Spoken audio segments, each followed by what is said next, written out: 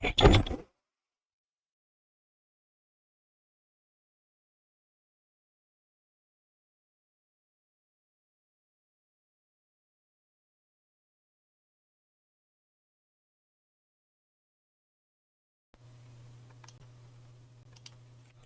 guys, Sunstreak was here. Welcome back to another Thursday live stream where, yes, we're covering the hot topics as always on Transformers Earth Wars.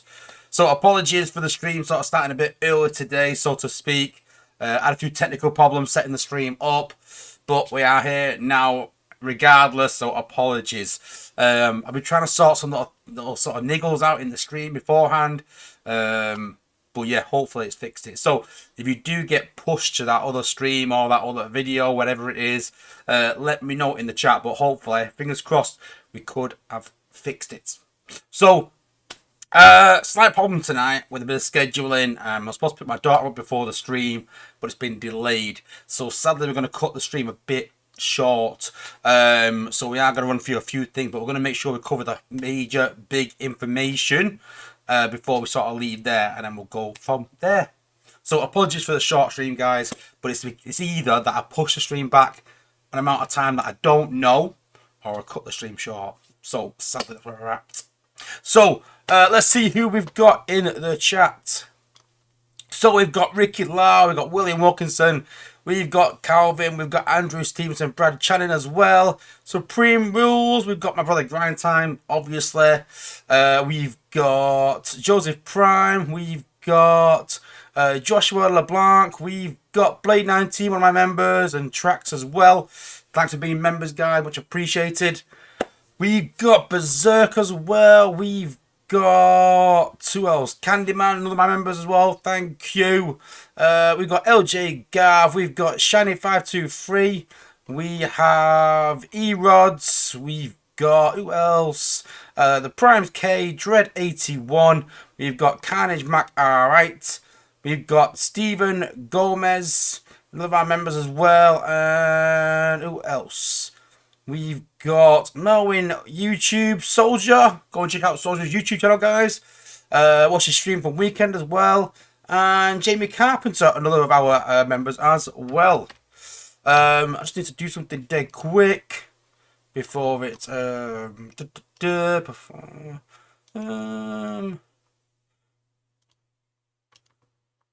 Cool. There we go. I'll fix that. Cool. Okay, so a lot of chatter. I think everyone's just saying like it's gonna start later, so apologies, guys. Let's have a look. Anything major? Can't see anything major. Is there anything else? Stick it in the chat, guys, and I'll try and catch up. Like I said, I want to sort of skip through and get the important information out to you guys as much as I can.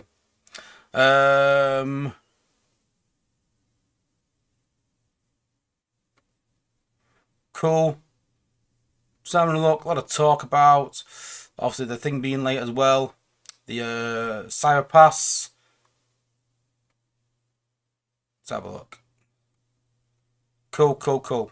Right, let's get straight into the newsletter, and we'll go from there.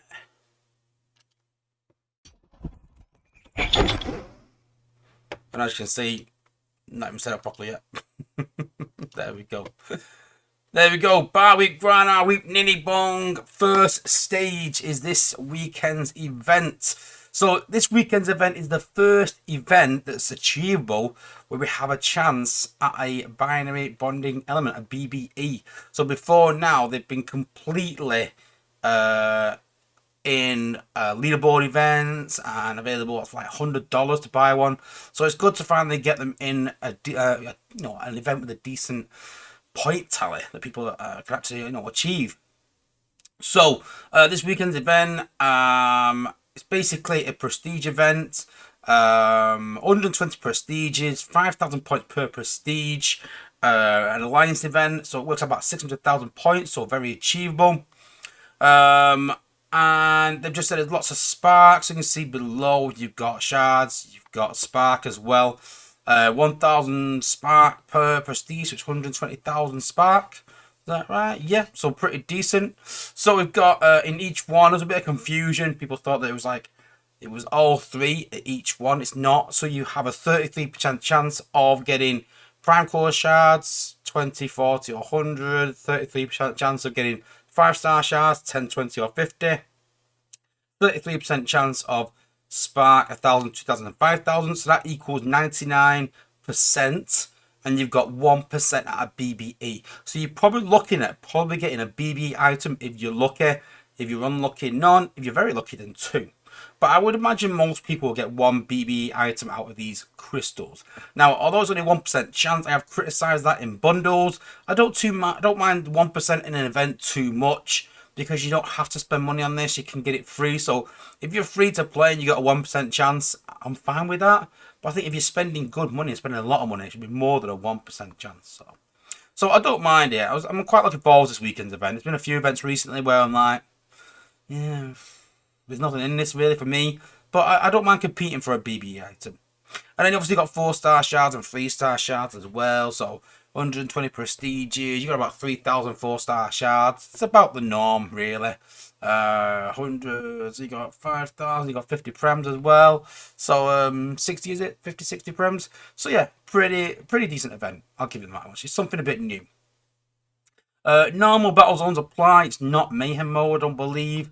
So it's just normal points. New Cyber Pass season. So robots in disguise drift. I don't mind it. It's alright. It's not too bad. It's a different colour scheme and that. It looks alright. I don't mind it. And then Energon Barricade. I think they're both alright. Just a bit of a colour change, really. Nothing too crazy. I'm not one for skins, really. It's not something I go, wow, I want that skin. But yeah, they're alright. I don't mind them. There's been a lot worse. Been a lot better, I suppose. Then we've got obviously some rewards from the Cyber Pass. So again, nothing out there, nothing too crazy. Usual rewards, pretty much. Then they've announced a 5-star batch. We're taking a bit of a look at that and the changes made to it soon. Volcanicus and Predaking, we've already covered that. You can go and check that from the previous week's stream. Nothing's been changed since, so it's pretty much set.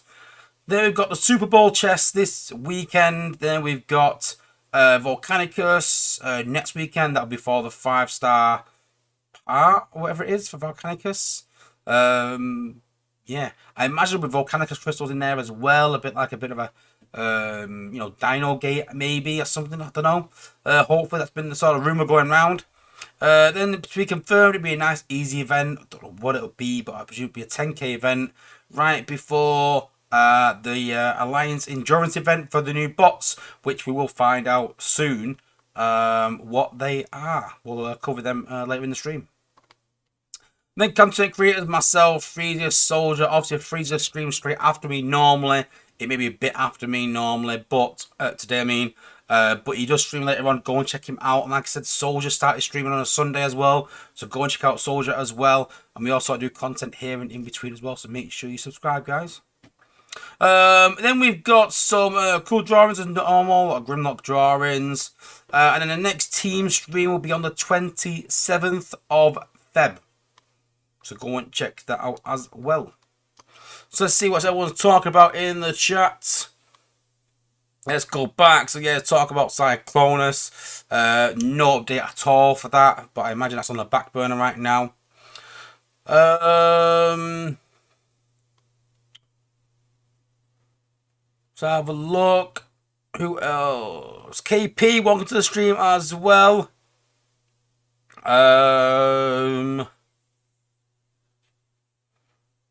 Candyman's Bohena Jump Barricade. Who was asking for that? No one. Blade 19. I don't care about a winning streak or medals that matter, so I don't mind. Easy ways to get the 75 fuel cells. Yeah, I agree. Yeah, I've always been that way. I don't like it when people go like, it's almost impossible to get the fuel cells. I'm like, you can do. You can. It just means costing medals sometimes or something, but you can go and do them. Bit of skank raiding. Then we've got, oh God, a lot of egg ball talk about the big game this weekend. I forget what it's called, but that big game that happens every so often. That's this weekend, this Sunday, I believe. Vixen as well, welcome to the stream. Good to see you back. RG as well, welcome to the stream. Good to see you too. Cool. Let's jump straight into some content then. What's happened here? It's a bit weird.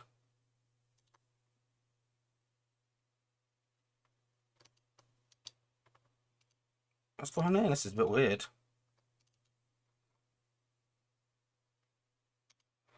I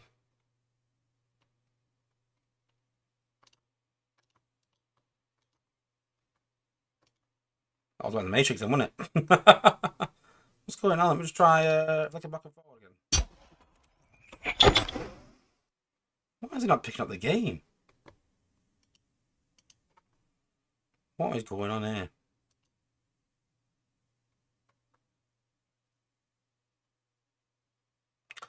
Ah, I know what it is. I know what it is.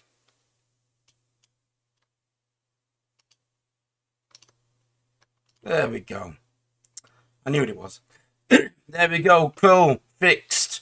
So, last weekend we saw the leaderboard event for the latest combat box.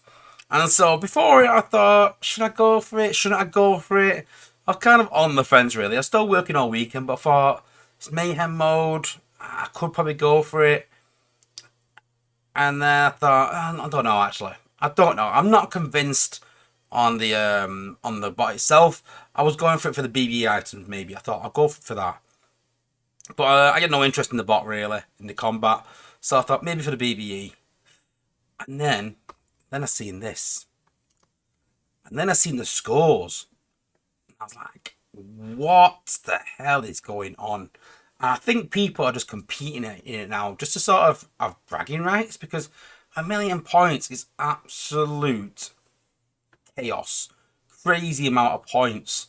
You know, and I talked about years ago having, like, you know, looking at people doing like 300k and going, wow, that's unbelievable. How can you even do that?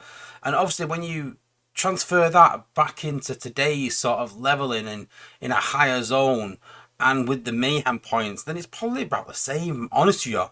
But just, if someone ever said 1,000,000 points was possible in this game, I think you'd have said it's absolutely crazy, absolute madness, you know, to get 1,000,000 points. And from what I've been told, it's a normal player, it's not a hacker or anything like that. This person plays the game quite regular. In a, you know, an alliance, so it's not like it's just some hacker. He's got a decent account, decent leveled base. So 1,000,000 points is absolute madness, and it just puts me off completely wanting to compete. And as I said, I know it's like, you know, top, like, you know, whatever it was to get the combat and things like the 5-star, and it was a decent shot. The points further down weren't as bad, but when you see people putting these kind of points up for this content, part of me thinks that it's good for the game. It means it's people spending money, so it's going to keep the game going. So I don't blame Spaceit for doing these events. People kick off about these events and go, it's stupid. Yeah, but you know what? If people are willing to pay that, and if people are willing to play the game that much and put the money into it, then, and it helps the rest of us stay, you know, free to play or spend less, whatever, then, you know, fair play to them. You know, kudos to them. If they want to, you know, flex by doing 1,000,000 points, and, you know, we have different ways of flexing by scoring 300s or doing a leaderboard event or having one of the highest medals in the game. So, you know, all these are sort of flexes in a way. You know, we all compete in different ways and at different levels, and you know, there's loads of ways to compete and flex. But, you know, if they want to do this, then I'm all for it. But you can see there, I scored 18,000 points. I had no real interest by the end. Didn't spend anything on the event. Just did a few battles here and there. Just some 4-star shards. Again, nothing real major. So, yeah, I didn't really fancy the event, but obviously some people do. And long may it, you know, continue. Keep the game going. Keep it having, you know, some decent revenue coming in. And, yeah, if they want to compete, let them compete. 1,000,000 points. Wow. Let's see what everyone else is saying about this. Dixon, I secured a dino gate for next week. Good to hear. Kind time. Wasn't going to become an egg ball fan. Nope, never. Never. Vixen's put his dino gate bundle next week. Hyro said they'd do it. Good, that's good to know. RG, how many battles would it take to get 1,000,000 points? 1,000, is it? Is it 100 points? Is it 1,000 points per battle? I think, roughly. It depends what zone you're in, obviously. I think it's around 1,000 points per battle. So, yeah. Yeah, I think it's 1,000 battles, I think, yeah.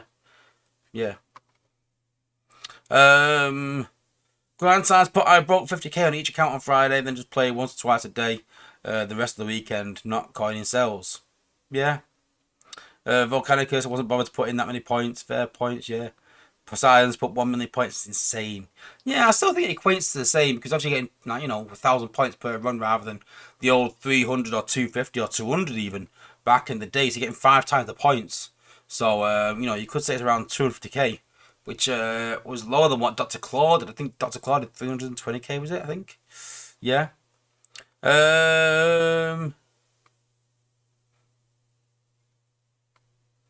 Cool. Ultimate Phil, welcome to the stream as well. Cool.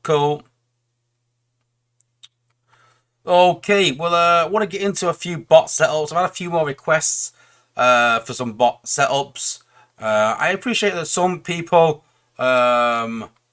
obviously know most of this stuff, but I think that it helps some newer players sort of understand the best setups for some bots. And I don't even mind that on the comment section some people going like, no, I don't set mine up, I set it up like this. I think it's a good conversation point, for people to decide and talk about what's right for them and how we can do different setups for bots. But obviously I'm talking from my point of view, how I would set up a bot, what I like to do for it. So again, no right and wrong answer, but I'm just sort of talking from my own point of view. So the first bot we're going to talk about is Bumblebee. I had this in a request from one of my viewers in my comment section, so I thought, why not? So I think the biggest thing about Bumblebee is that he lacks a G1. We've been asking for ages for B to get a G1 because I think when he was brought out, the fact it was 2+2, I think they were very cautious around making him too OP. And this is before we sort of made bots 5 stars and then brought the ability 11 out with them. So I think they were a bit reluctant to bring ability 11 out in the first place and then bring a G1 out as well. But the ability 11 just added a bit more damage on.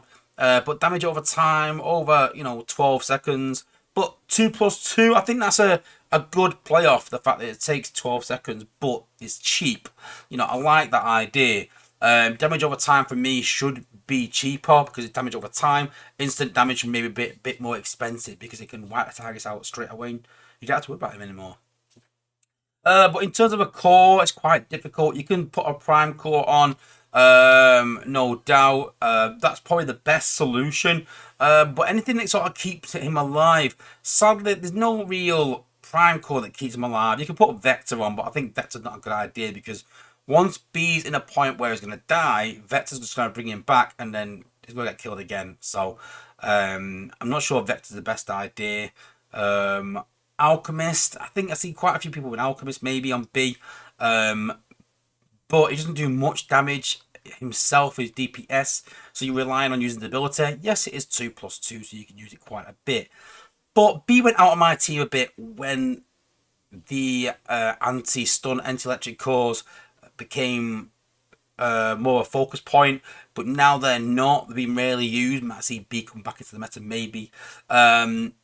And if you're using his ability quite regular, then yeah, Alchemist is probably decent, probably a good alternative for him.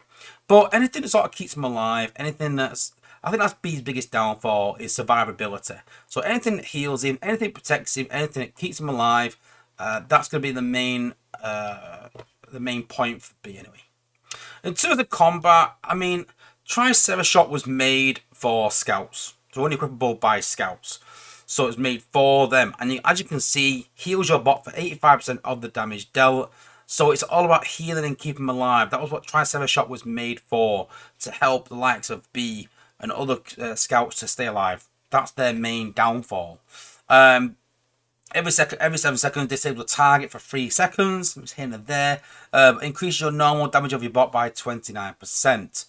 So the problem with Triceratops Shot for me, the biggest problem is that it's got quite a short range and can't shoot over walls. So it's not got the same impact as the likes of Nightstick and Flak in the same range. Personally, I prefer Flak and Nightstick on B. Cosmic Rust Blaster is a good alternative because obviously it couples with the elemental damage. That's a good alternative. But I want to keep B back. Again, everything I do about Bumblebee is keeping him back, keeping him safe, keeping him healing, keeping him protected.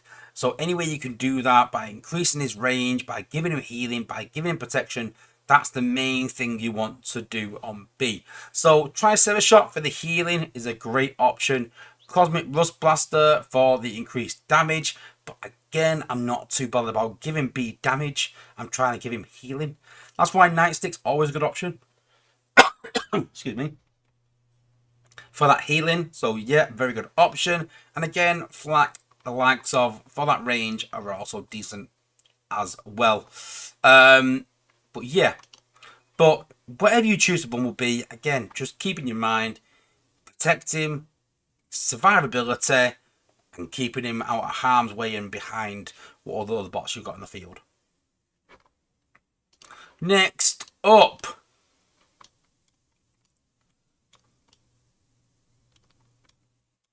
if we can find him, might be quite high up. Let's try this.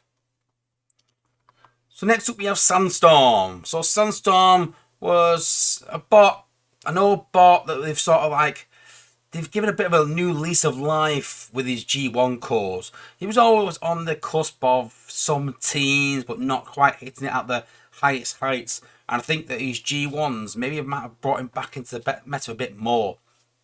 So we'll start with his combats first. So sort of combats, again, you're talking the usual suspects of Nightstick, Cosmic Rust Blaster, to obviously couple with that acid, that elemental damage. But again, as most bots that we talk about that can equip these combats, we're looking at range and keeping them out of harm's way.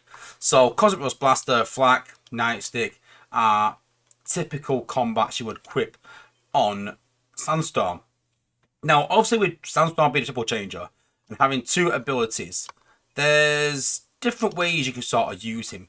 So you can focus on his ability from the acid point of view and the damage point of view, where using the acid first, then the supply airdrop and doing twice the damage with single healing. Or you can use his healing twice with one by putting the healing first, then rushing him in. There you're doing twice the healing, single the damage.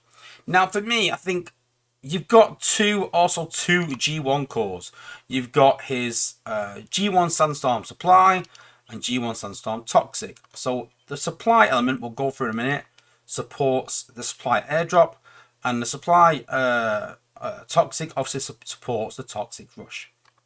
Now, before we even look into that, for me, when I think of Sandstorm, you've got a choice between doing 5,000 acid damage by using the toxic rush first, then the level airdrop, and it does double the damage, or you've got a choice between doing 11k healing. Now, 11k healing is a lot of healing, but 5k damage and rushing in with a shield, it's a lot for a rushing bot, but it's not a lot generally. 5k damage is not something you look and go, wow, that's amazing. So for me personally, I always look at the healing aspect of Sandstorm and see him as a support bot in terms of healing, who can rush out of trouble and do a bit of damage. But for me, the damage is secondary.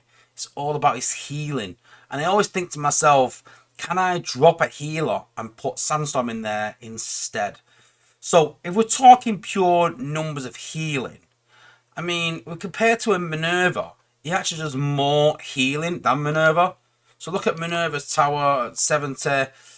She does 842 or 15 seconds. So that works out at around 13k, but over 15 seconds. So it's like 1,000-ish per second. But when we look at Sandstorm, if we do the supply airdrop first and then toxic rush, he does 11k over 10 seconds, 12 seconds, 5 seconds, 10 seconds. So it's a bit quicker. It's a bit more healing. But then, once we just take a look at his G1 core as well as that, it increased the healing by 56%, which is a huge boost. So all of a sudden, it doesn't go from 5,400. You're talking 7,000 healing, 7,500 healing, 15k healing over 12 seconds. So the amount of healing it does is absolutely crazy. And not only that, but it also regenerates 4% of his health every 10 seconds as well. So the G1 supply core for Sandstorm is absolutely amazing.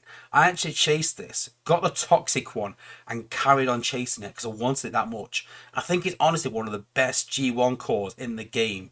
Now, Sandstorm sadly is not one of the best bots in the game, but he does have one of the best G1 cores that really emphasizes his healing. Now, so take a look at the Toxic Rush core. Then it increases the special ability damage by 15% and gives him an acid bullet that deals DPS over 3 seconds. So the acid bullet does about 800 damage in an area. That's alright, it's not too bad. And again, because his damage is only 5k, increasing that by 15%, you're talking like 700 damage, something like that. It's not a lot. For me, they probably got this mixed up. They probably should have made the damage a lot more and give it 50% extra damage and maybe less healing.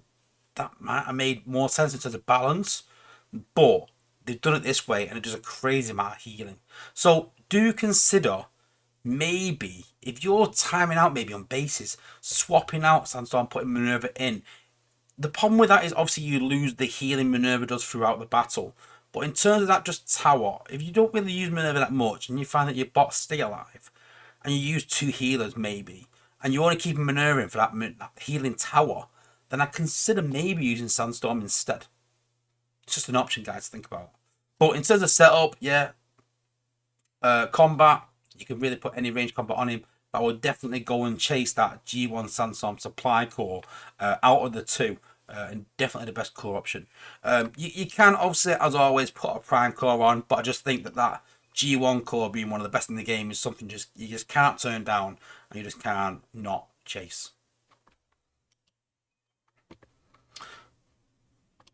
Next up.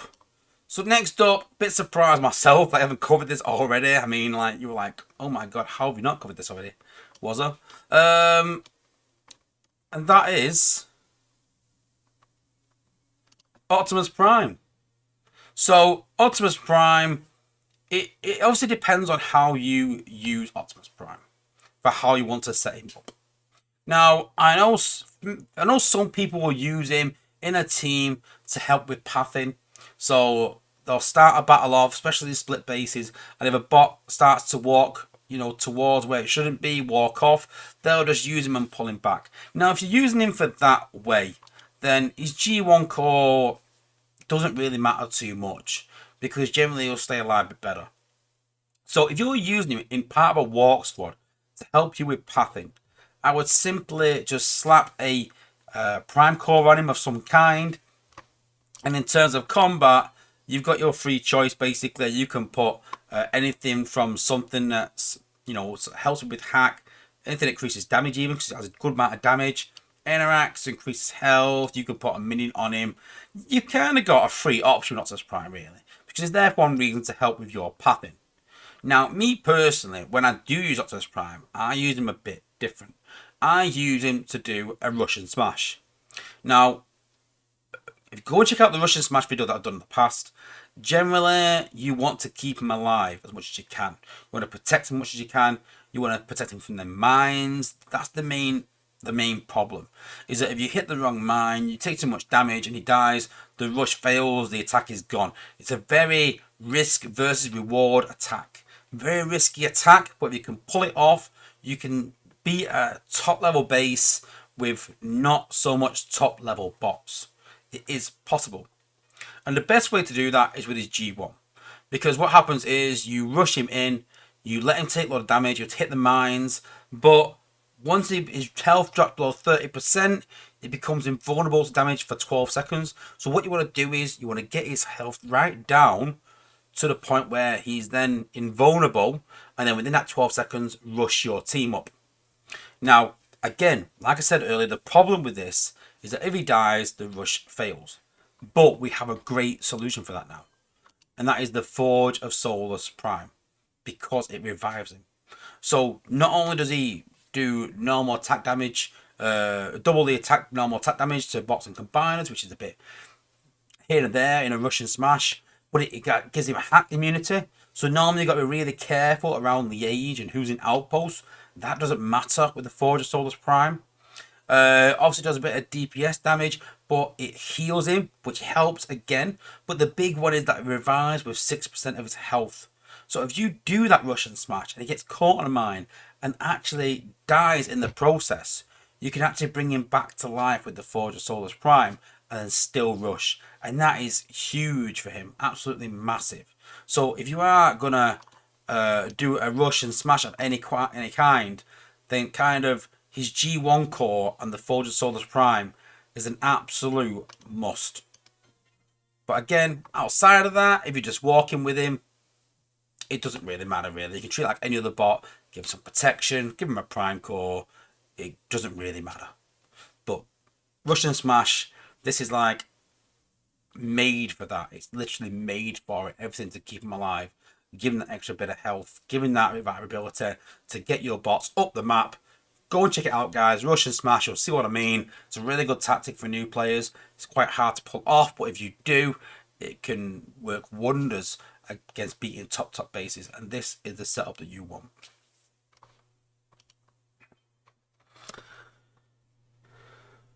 So have a look. What everyone's saying. Bumblebee is overrated. Cuddy Fox support is in everything else. I am glad he's not in the game. What? He's in the game. What? Bumblebee ability works on attack. The higher the attack, the stronger the ability. Yep, true. Volcanicus on B, I have Primer and Flak. Yeah, it's not too bad. Again, if you can just keep him alive. Jimmy Carter's put to stay in the top. Oh, it's about the leaderboard event. To stay in the top 150, I had to do 190k. But I was maxing some warbots, so I was going to do 150k anyway. Yeah, I think that's the point. I've said that. If you're going to do that leaderboard, you need to just say, I'm going to compete for this. And just do. That's it. You can't set to yourself, I'm going to spend this much. I'm going to do this many points. You just got to go. I'm going to do whatever it takes to get in there. And just go and do it. Trax has put, Lightning Rod is making a comeback in bases with those pesky backdoor people that use Sailboat. We are now seeing less to none FFDs and anti-hacks. Blades making a comeback. This is what we see, you see? You see this sort of go round and round and round. Cuddy Fox has put, I think Slash should be able to use Tri-Cyber Shot. She's the Dinobot Scout. Maybe. Fair point. Is it OP though? Don't know. Volcanica 69 has put on my base. I have FFDs and Lightning Rod. Yeah, you'll find that at lower levels, no offense. At the top level of the game, it's all anti-acid, anti-fire cores, FFD, but Trax is not so much. Lower levels, you'll see more FFD still and Lightning Rods, where they're sort of trying to catch up with meta and different bots are used. Shadow's put Claude over 500k. Is that in the actual original points as well? Not the new ones. That's mad if it does. Traxpen Lancaster support Sandy is awesome. Rushbot with Liege and Top Shot. Spam, spam, spam. Maybe not at the top levels of the game. But, yeah, very good though. Trax support, drop the heal, rush in, drop another heal, and then rock and roll. Yeah, yeah. Even more healing. As long as it doesn't get stunned, Sandy can solo zone 15 and even some zone 17 at max bases. Yeah, he is very good at that rush. And with the age, you can turn foes into friends. Yeah, cool. Rat as well. Welcome to the stream. Good to see you. Cuddy Fox has put calling Scrapnel a scout like it's calling Hound a scout. Josh Willer-Blanc plays 157. I think it was top 150 got the bot. Sorry, bud. But he said I wasn't going for the 5-star though, just doing some war squad leveling. Well, you could do that next time. You know, it's good to know that you can actually get close and compete, and then next time you can maybe go for it. So yeah, cool. Cool. Alright, next up, let's take a look at the 5-star batch. So yes, we're on the test server. Let's make sure that first. So 5-star batch obviously announced Lightspeed, Metal Hawk, Tasmanian Kid, Chromia, and Cosmos. So Dale sort of come out and said, listen, I think that we obviously fixed Metal Hawk. He was doing double the damage that it was, and he was doing what his G1 core does without the G1 core.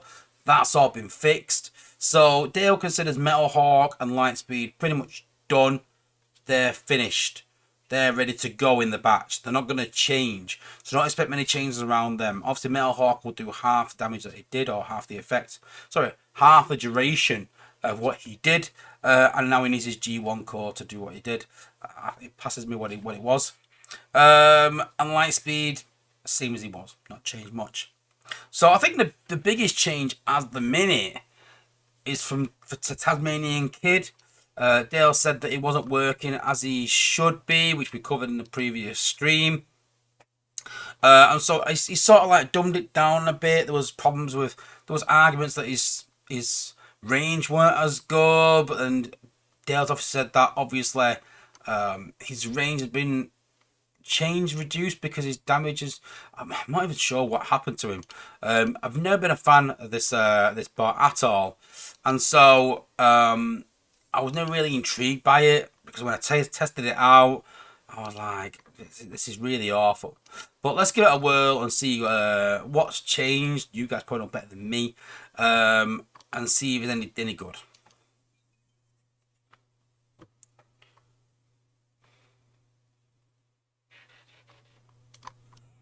So let's put Tasmanian Kid down. So what we've got. First one first is 2 ability points, so we'll get that one first, I think.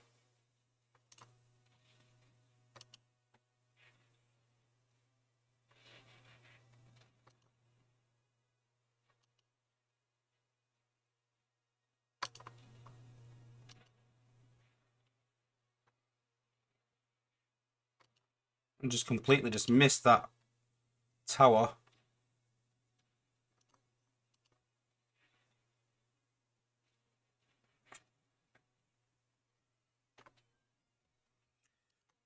And you can see there, like, people are going to say, oh, you're using him wrong, you should let the duration carry on. But I'm just not a big fan at all. I just think that it's just so underwhelming. You know, when I tested this guy originally, I said one of the worst bots in the game. And I still believe that. I really do.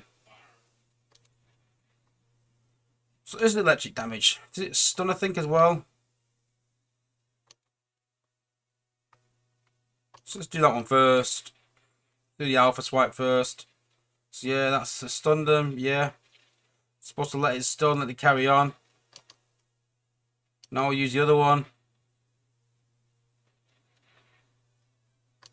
Oh, just taking out resource building. Great. So you can see there, we're just using points. All right.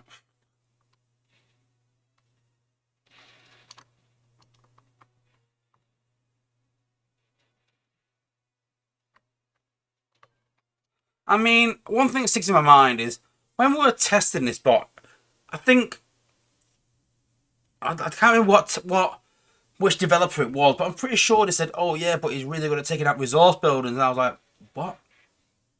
What? Resource buildings?" Like, I've never been a fan of Tasmanian Kid. Have these changes make me like him more? No, I'm quite disappointed by the changes. I mean, if we look at his damage numbers, it's 1,761 damage. Is that it? Is that over time? Really confusing. Then you look at Omega, so you're looking at electrical damage per second for over 8 seconds. So you're talking 8 times 8, you're talking 6k damage, and then does an extra 1,700. Is that right? Instantly. And ability 11, Obviously increases that slightly, but disables it for 12 seconds, so it does a bit extra damage. I mean, upgrading to ability 11, we'll see if that helps him. I doubt it somehow.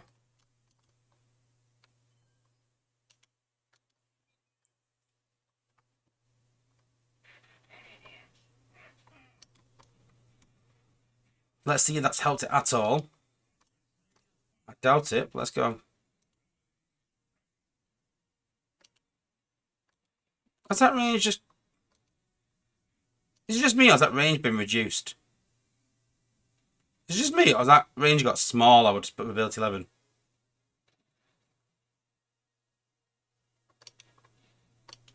It has, hasn't it?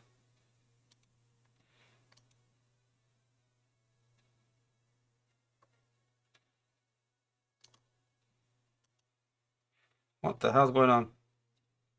That's probably why the tester complained about his range. But even with longer range, he's still trash. Absolute trash. To the point where this, I think, is an absolute dud of the batch. And it's a shame, really. Because we not had a dud of the batch in the last batch. And, you know, I feel like we sort of got away from that, really, of having duds in the batch. But Tasmanian Kid is absolutely awful. It's had the biggest changes. And probably is the worst bot in the batch. And for the change that have been made, you would think it would make him more viable. But it hasn't. The next bot is Cosmos. I've been talking to Dale today about Cosmos, and Dale said, "Yeah, I think he needs more health." And I don't think he does need more health. For me, I always look at one of two things. You either need to make them do one thing really, really well, or when you're looking at them, you think, right, okay, what do they do badly, and how can I improve that, and sort of balance them out. And I think the two things for me that Cosmos does really poorly is his survivability. Now, Dale will say, yeah, we'll give him more health. No, I think making him invisible just suits him. I really do. To the point where you can't snipe him with smoke screen. I think once he goes in the air, you should be able to just let him stay there. Going invisible, being a UFO, kind of makes sense in terms of, not law, but, you know, it's a UFO. Let him go invisible. You know, I think that makes perfect sense. And then I think that we can see how that works and use that in other ways as well. But as well, I find that it's really hard sometimes. I've done a video on countering Beachcomber with Cosmos. But as people have said, it's all well and good when you're in a testing environment. But when there's other bots around, these Sharkticons and stuff like that, it's very cramped. It's quite hard to pick him out. And so we need to find a way for that to make it a bit easier. So I'm not sure what that's going to do. It says there that his Cosmos attack makes him invisible for 9.8 seconds. It's not enough. It needs to be for the 20 seconds. That's the point making of his whole ability. He can hack something for 9.8 seconds, but then you just snipe him out the air. You've also got his other G1, which is obviously that's Cosmos attack. Let's try and find his other one. This is one the stage where they started giving everyone 2 G1s. Let's try and find it. I'm sure I've got it. Yeah. Sorry about scrolling. A lot of colours. Let's see. I've got the go one.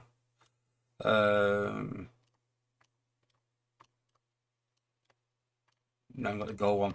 Great. I ain't scoring all that way again. But yeah, I always thought the attack one was better. I can't remember what the other one did, but I was like, yeah, I'm using that one definitely. I don't think there's going to be much change in improving the invisible core. Maybe they can make that one 20 seconds, maybe. Make that better rather than 9.8. That might help maybe, and you got a choice then, I suppose. But I'm hoping that they can sort of improve Cosmos a bit.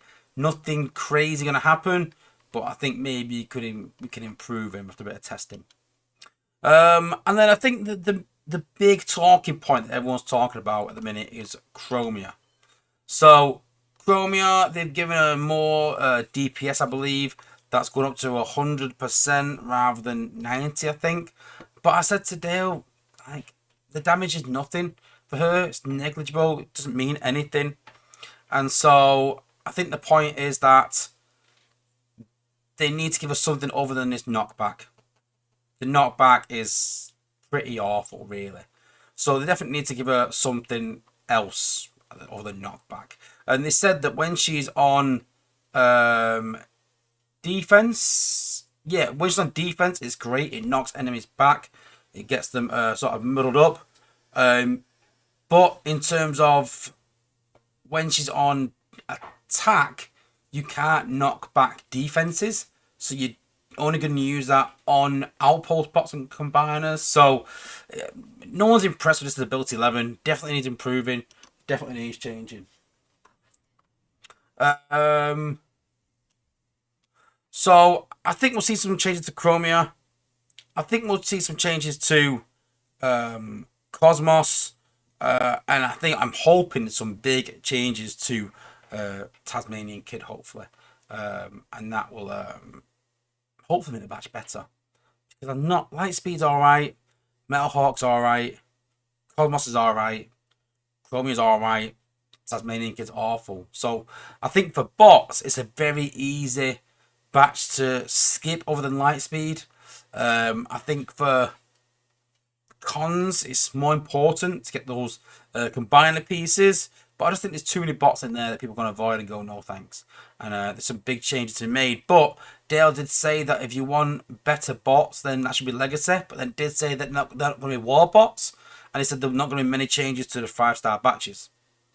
So then if you've got a batch for the bots that are not war bots, and Legacy bots are not designed to be war bots, then how do we get war bots? Are we stuck just getting new endurance bots and that's it? What happens if they're not war bots? So we'll have to wait and see. See what everyone's saying about that.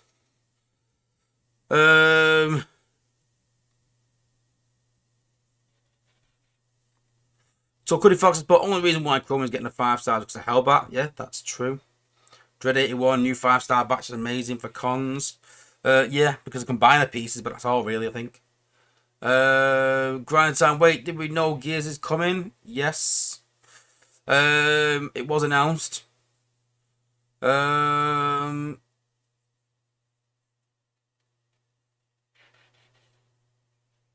Cool.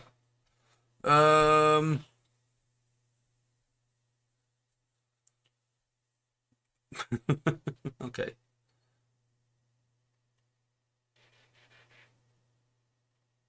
What else?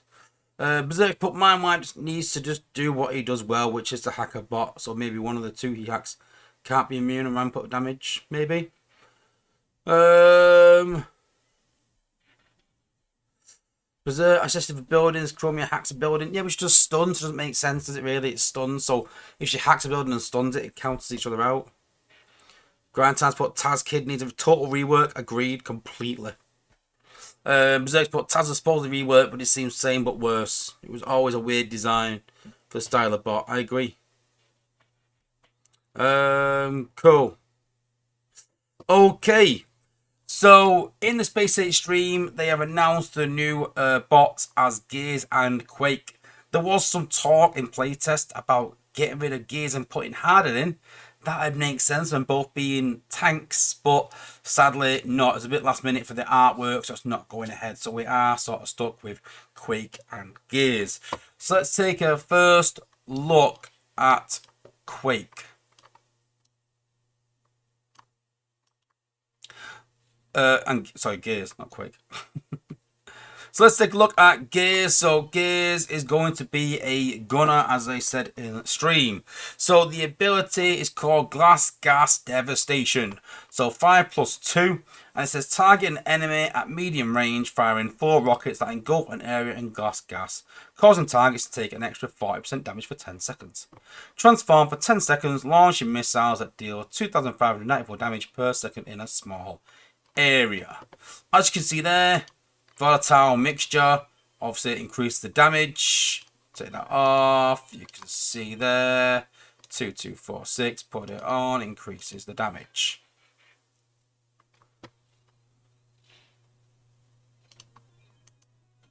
Cool. So 70-10, I've not given ability 11 yet. Ability 11 is just extra fire damage, and more impact per rocket. So let's just take him into battle and let's see how he does.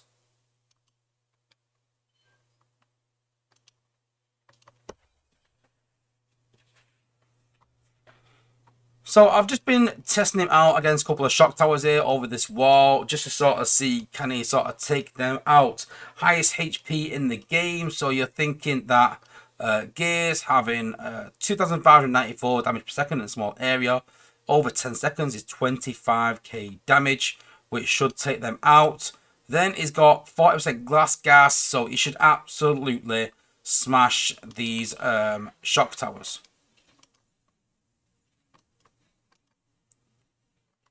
So he's struggling getting through these walls a minute.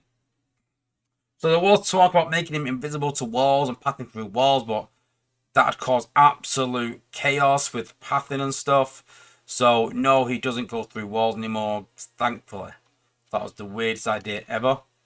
So I'm gonna hit on this defense here.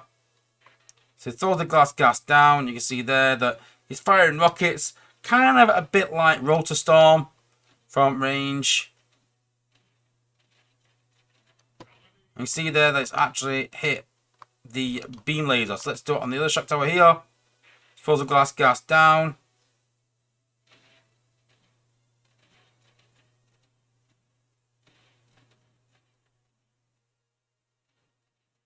And there we go. So I started playing with him, and I thought the targeting is just really weird, as you saw there, that you expect him to go to the next shock tower next, but he doesn't. He can target anything pretty much. So let's just give him a go for a minute. I think he'll walk around the wall at this point here. So let's try and... Oh, he's hitting mine. He's going to die. Let's just get rid of that wall for a minute. I was just testing, seeing if he was walking through wall and not on range and stuff like that. So let's just get rid of that minute. There we go.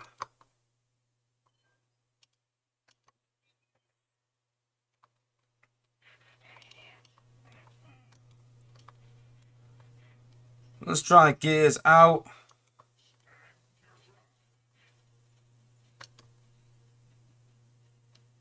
So let's just try the furthest away shock tower instead. So you can see it's actually hit the glass gas on both of them now. So let's go and hit this one. They are healing a bit, but should still be able to take them out with the glass gas. Now he's hitting that one. You can see there, he actually leaves a slither of health still. So the question you got to ask is that, will you take into consideration Prime League effects and Titan Texture and everything else? Shock towers have 13,000 health. I think it's 13,200 health. So the two of them combined is about 26.5k. Now when you look at the stats of Gears at the minute, he does 25k damage, which should just about kill the shock towers, plus 40%.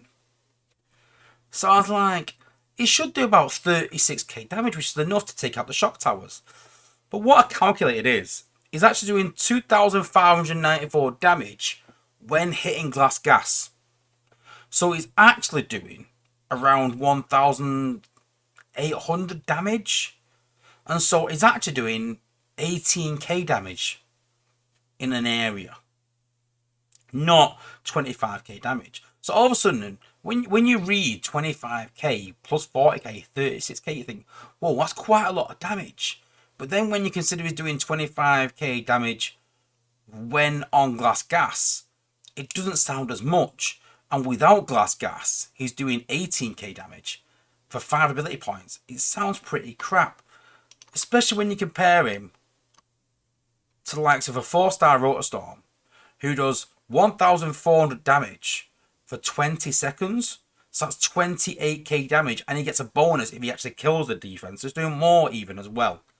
So he's nowhere near Rotor Storm, a 4-star maxed out Rotor Storm at 4 ability points at ability 10. But let's get the benefit of doubt. Let's give it ability 11. Let's try it out. Increased area. Let's see if that improves him at all.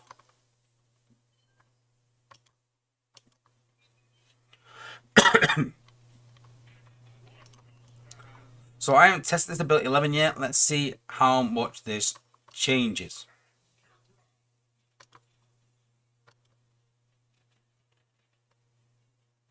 So wider area rockets, that's giving them a better chance to actually kill more defenses.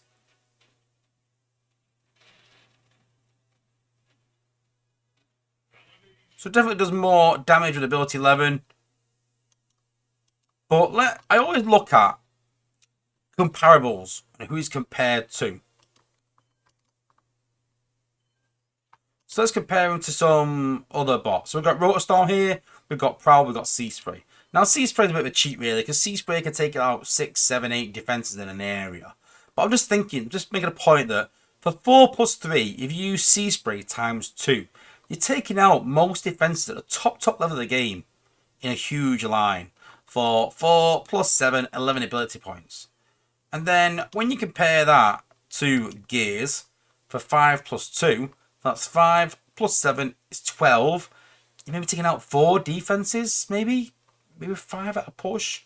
So I don't think he's at Sea Spray's level, which is concerning considering Sea Spray is maybe 7 years old in the game, 6 years old. Let's compare him to Rotorstorm. Again, we just saw him earlier doing 1,400 damage per second for 20 seconds. So let's take Rotorstorm in and see how he does against these shock towers. So this is a maxed out Rotorstorm.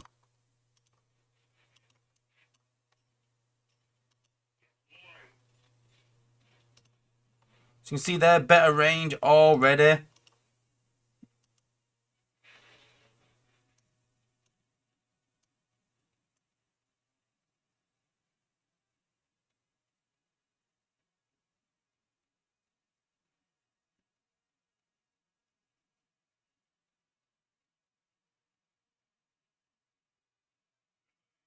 So you can see there, very similar damage between a 4-star Rotorstorm and a maxed out Gears. And again, Rotorstorm, quite old content. You know, been quite a few years since Rotorstorm was out. So Gears and Rotorstorm quite comparable. So when you think of Gears with the glass gas, with the damage, still similar. And then when we sort of consider even Prowl. So Prowl's one of the original bots in the game. 6 plus 2, slightly more expensive, but does 10,000 damage over a large area around the target. Then obviously with his G1 adds a bit of fire damage. So let's see how Prowl does in this situation.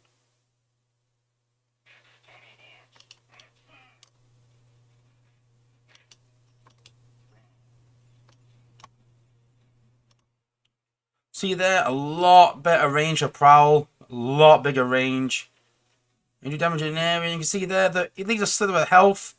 So yeah, listen, I'm not for 1 minute saying that Prowl's as good as Gears. But you've got to look at this and thinking, Prowl is 10 years old, the content.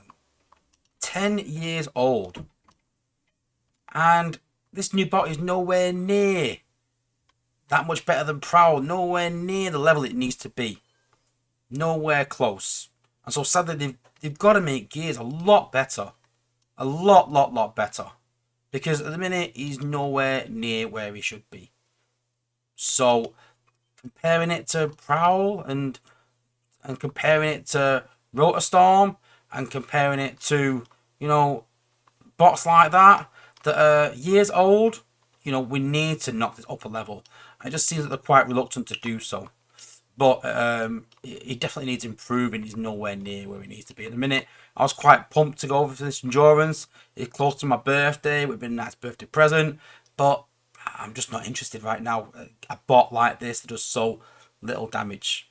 Nowhere close. So hopefully we can make some damage. Hopefully we can make some changes. We've still got some time left. But hopefully we can get this bot back to where it needs to be in time for the endurance. Okay, quick run through the comments, guys, and I do need to shoot. Let's have a look. Yeah, Decimal Spot, really bad bot, not chasing Gears. Well, there is time. There is time. Berserk, way better than Cloth Jumper, probably better than Spinister. I know, but it's a worry, isn't it? Probably better than Spinister. It's a worry that the bot's so old and it's probably better. Not a Warpath, not a chance. Nowhere close to Warpath. Plus, Rotorstorm won't be hit by his ability. Yeah, he does, though. There is that, though. Gears will be healed while he's doing his ability like Sentience. That's one good thing, though. Gears will be in the way in a batch to get a combiner bot, maybe. Gears better now. Other bots can attack the gas defenses, also a bit more support value. Yeah, maybe, but at 5 ability points, do you want him just to do support really? Supreme Rules, 6 gun comparison. There's no comparison. 6 gun will wipe out 2 or 3 defenses instantly compared to that. Joshua LeBlanc, any talk about 5-star Computron yet? Yeah, I've been talking with Dale in the background, so there has been some. But we've still got a bit of a talk to go. There's still some things, there's some good ideas, I will say that. Why not dump Gears, give us a wind charger? Well, Gears is alright though, isn't it? Yeah. Cool, right, sadly guys, that is it for this week's stream. Apologies, it's been a short stream. It's been cut short, sadly, from controls out of my control. So I will have to shoot. But go and check out Freezing Stream later on.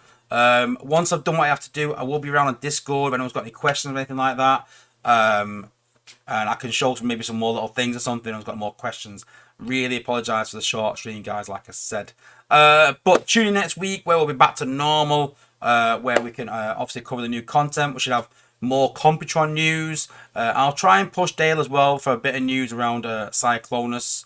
And see what we can get in terms of the legacy bots and what's happening, even just an update on what's happening and what we can expect. So apologies for the short stream again, guys, but I will be in Discord in about 20 minutes, half an hour, so you can hit me there and we can talk about it there. Thanks for watching, guys, and peace out.